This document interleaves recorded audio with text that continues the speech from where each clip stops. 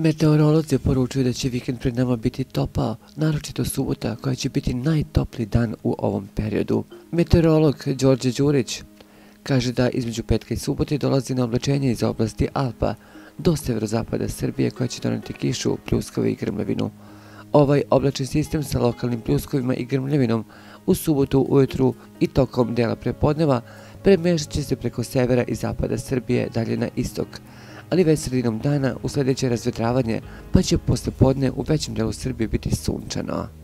Minimalna jutarnja temperatura biće od 13 do 19 stepeni u Košavskom području, u Beogradu do 21. Maksimalna dnevno biće od 30 do 34 stepena, u Beogradu do 33. U nedelju će u većem delu Srbije biti pretežno sunčano i toplo, ali za 2 do 3 stepena prijatnije u odnosu na subotu. Maksimalna temperatura od 28 do 32 stepena.